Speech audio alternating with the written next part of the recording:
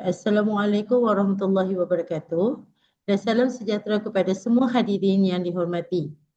Selamat datang ke forum yang telah dianjurkan pada hari ini yang bertemakan falsafah fenomenologi Ed-Mahasa dan Martin Heidegger, iaitu aplikasi dalam pendidikan awal kanak-kanak. Baiklah, hari ini kita akan menyelami dua pemikiran besar dalam dunia falsafah yang sering dikupas, dibincangkan di peringkat pengajian tinggi. Namun sebenarnya sangat relevan dalam bidang pendidikan, khususnya dalam pendidikan awal kanak-kanak. Siapakah mereka ini? Untuk pengetahuan semua, Ed-Mahasa adalah seorang ahli falsafah dari Jerman yang dikenali sebagai bapa fenomenologi. Hasil ini membawa pendekatan yang menekankan pengalaman manusia secara mendalam, tulen dan tidak disaring oleh andaian-andaian awal. Dalam pendidikan awal kanak-kanak, pendekatan ini boleh membantu pendidik menyelami perasaan dan pengalaman yang unik kepada setiap kanak-kanak sebelum kita membuat sebarang penilaian.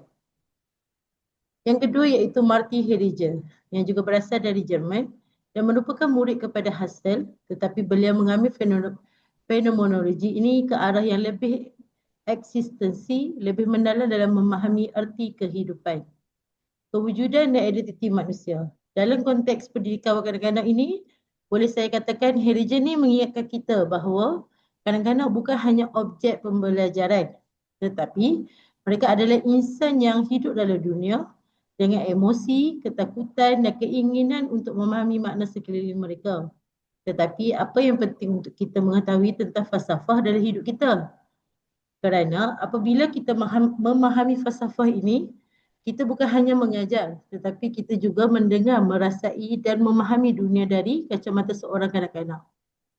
Pendekatan ini bukan sahaja membina hubungan yang lebih baik antara guru dan murid, tetapi juga melahirkan suasana pembelajaran yang lebih menarik dan bermakna dalam hidup murid. Baiklah, hari ini bersama saya ada 3 panelis yang hebat yang akan mengupaskan topik ini dengan lebih mendalam, iaitu Megala anak perempuan Kati Raban, Adi Nuresha binti Muhammad Hasli dan Winda Laibi. Tanpa melengahkan masa, saya ingin menjemput Megala anak perempuan Kati Raban untuk memulakan perbincangan kita tentang apakah sumbangan Ed-Mahasa dan Martin Heidegger kepada pemikiran fenomenologi. Silakan Megala. Terima kasih kepada moderator kita iaitu Afika, pembukaan yang sangat jelas dan menarik tentang tajuk kita pada hari ini iaitu falsafah fenomenologi Edmund Husserl dan Martin Heidegger iaitu aplikasi dalam pendidikan awal kanak-kanak. Baiklah, saya akan teruskan dengan persoalan tadi iaitu apakah sumbangan Edmund Husserl dan Martin Heidegger ini kepada pemikiran fenomenologi. Sebenarnya banyak yang boleh kita lihat antara yang telah disumbangkan oleh mereka. Di sini saya akan kongsi beberapa sumbangan yang telah disumbangkan oleh mereka. Baiklah, saya mulakan dengan sumbangan Edmund Husserl. Antara sumbangannya adalah yang pertama menggasaskan fenomenologi. Modern Husserl telah memperkenalkan fenomenologi sebagai satu kaedah untuk memahami pengalaman manusia secara langsung tanpa prasangka atau andaian awal. Yang kedua adalah konsep epoche iaitu penangguhan penilaian. Dari sini kita boleh dilihat Husserl telah memperkenalkan idea epoche iaitu menangguhkan semua penghakiman supaya pengalaman dapat dianalisis secara murni dan objektif.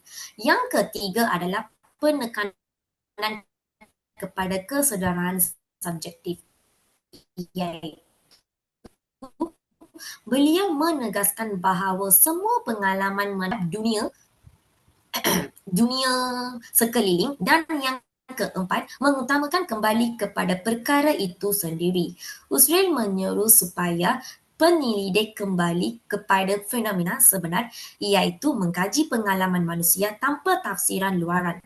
Seterusnya, saya terangkan pula sumbangan dari pihak Martin Heidegger iaitu yang pertama, mengembangkan fenomenologi kepada falsafah extinction Heidegger, memperluaskan fenomenologi dan fokus kepada kewujudan manusia Dasein. Bukan hanya kesedarahan Yang kedua, menggunakan konsep being in the world, berada di dunia. Heidegger memperkenalkan bahawa manusia tidak wujud secara terpisah, tetapi sentiasa berinteraksi dengan dunia sosial dan budaya mereka. Yang ketiga, menghubungkan fenomenologi dengan konteks sosial dan budaya. Beliau menekankan bahawa untuk memahami pengalaman manusia, perlu mengambil kira latar belakang sosial, budaya dan sejarah individu, dan yang terakhir, menekankan makna kewujudan existence. Heidegger menunjukkan bahawa fenomenologi bukan hanya tentang pengalaman tetapi juga tentang makna keberadaan manusia dalam dunia.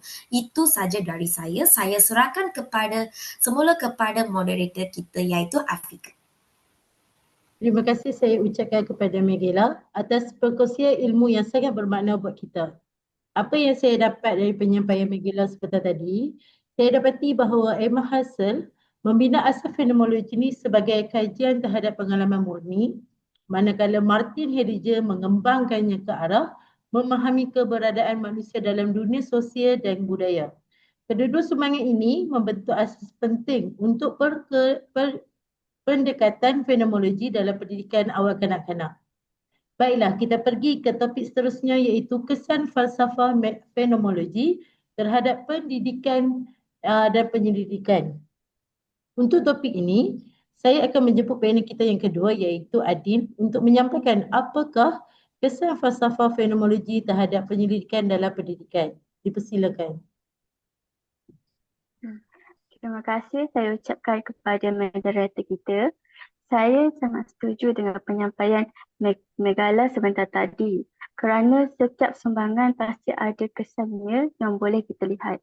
Di sini saya akan sampaikan pula tentang kesan yang berlaku terhadap pendidikan dan pendidikan. Yang pertama, penekanan pada pengalaman subjek. Pendidikan fenomenologi berusaha memahami dunia pendidikan daripada perspektif mereka yang mengalaminya, seperti pelajar, guru dan juga pentadbir. Bukannya semata-mata mengkaji data objektif. Contoh, penyelidik mungkin mengkaji bagaimana seorang pelajar mengalami rasa cemas dalam peperiksaan, bukan sahaja mengukur tahap cemas itu. Yang kedua pula adalah pendekatan kualitatif fenomenologi mendorong penggunaan kaedah kualitatif seperti temu bual, pemerhatian refleksif dan analisis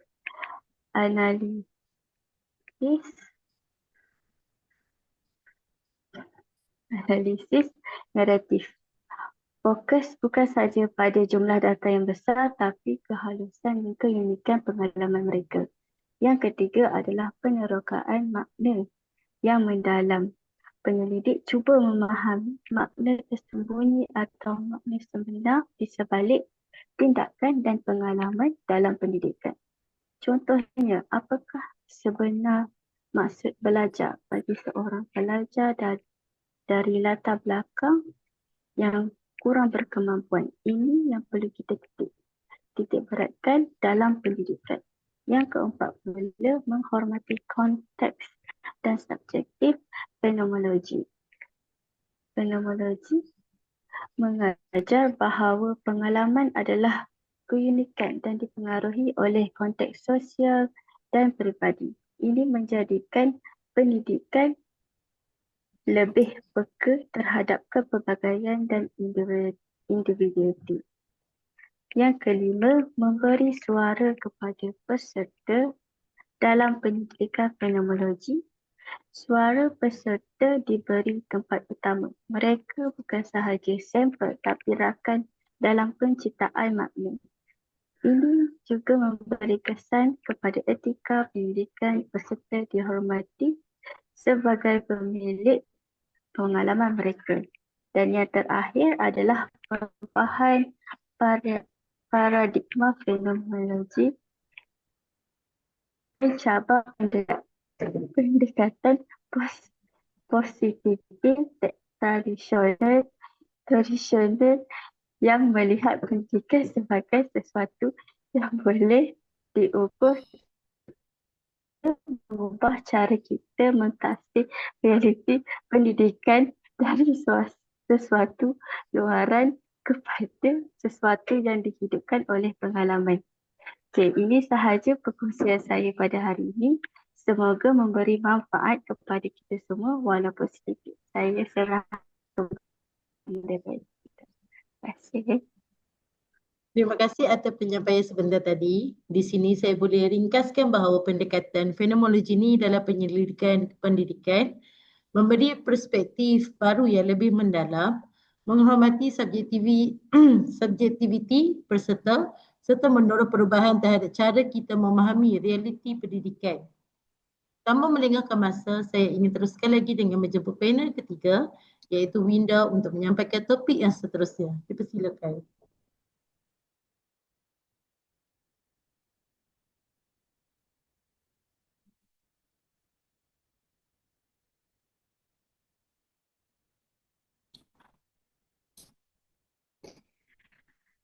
Okey, baik. Terima kasih saya ucapkan kepada moderator kita, Puan Nur Afika. Okey, baik, kita teruskan forum ini dengan kesan falsafah fenomenologi terhadap pembangunan kurikulum. Tadi kita dah dengar kesan kepada penyelidikan pembangunan kurikulum. Baiklah, saya akan berikan 5 jawapan yang agak bernas bagi saya, yang mana pembangunan kurikulum. Yang pertama, fenomenologi menuntut kurikulum dibina berdasarkan pengalaman sebenar dan makna personal yang dihayati oleh pelajar. Kurikulum tidak lagi hanya memindahkan fakta tetapi membimbing pelajar bahawa agar memahami ajaran dan ilmu melalui kacamata pengalaman mereka sendiri. Yang kedua, pembentukan kurikulum yang empatik dan reflektif. Ini bermaksud falsafah fenomenologi menggalakkan pendekatan empatik di mana kurikulum bukan sahaja menyampaikan ilmu tetapi mengajar pelajar merenung dan berfikir mendalam dan juga memahami diri serta orang lain. Ini secara tidak langsung membentuk sikap toleransi dan keinsafan diri. Yang ketiga, menyesuaikan kandungan kurikulum dengan konteks sosial dan budaya. Fenomenologi mengiktiraf bahawa pelajar hidup dengan konteks sosial budaya yang tertentu. Oleh itu, kurikulum dibangunkan asas pelajar dan bukannya terikat kepada teks atau doktrin semata-mata. Yang keempat, menghargai kepelbagaian makna dan interpretasi. Kurikulum berasaskan fenomenologi menghormati keagamaan interpretasi dalam memahami ilmu dan agama. Ia mengajar pelajar bahawa pemahaman manusia terhadap ilmu adalah dinamik dan dipengaruhi oleh latar belakang serta pengalaman sejarah individu. Ini mendorong pembelajaran holistik dan kritikal. Dan yang terakhir ialah dengan menolak pendekatan mekanistik dan hafalan semata-mata, fenomenologi membentuk kurikulum dan holistik serta menggabungkan aspek kognitif dan efektif serta spiritual dan mendorong pelajar untuk berfikir secara kritis terhadap apa sahaja yang mereka pelajari dan bukan hanya menerima secara pasif. Baiklah, itu sahaja daripada saya. Dan saya serahkan semula kepada moderator kita. Terima kasih. Alhamdulillah, terima kasih saya ucapkan kepada panel kita iaitu Winda. Dari sini saya boleh ringkaskan bahawa falsafah fenomenologi ini membawa perubahan yang besar dalam pembangunan kurikulum dengan menekankan pengalaman hidup pelajar, konteks sosial budaya mereka serta membina pemikiran yang reflektif, kritikal dan holistik. Kita sudah di penghujung forum dan di sini saya boleh simpulkan keseluruhan perbincangan kita pada hari ini. Sebagai kesimpulan, fenomenologi ilmu bahasa dan multihelija mengubah cara kita melihat pendidikan daripada sekadar memindahkan maklumat kepada mengubah cara kita kepada membantu kanak-kanak membina makna dalam hidup dunia mereka. Penyelidikan berasaskan fenomenologi ini membawa suara kanak-kanak ke hadapan, manakala kurikulum yang diinspirasikan oleh fenomenologi membentuk pendidikan yang lebih empati, manusiawi dan relevan dengan pengalaman sebenar pelajar. Dalam era pendidikan masa kini, mengamalkan prinsip fenomenologi ini dalam penyelidikan dan kurikulum bukan sahaja memperkasakan kanak-kanak, tetapi juga membentuk masyarakat yang lebih memahami, menghargai dan menghormati pengalaman. Masyarakat juga yang lebih memahami, menghargai dan menghormati pengalaman manusia ini juga perlulah memahami dari secara keseluruhannya. Jadi, mohon maaf jika ada keterkasar bahasa, tersalah bicara, mohon diampun segala yang baik, semua daripada Sang Pencipta dan segala kesalahan sesungguhnya ia datang dari saya sendiri. Wabillahi taufiq wal hidayah. Wassalamualaikum warahmatullahi wabarakatuh. Sekian, terima kasih.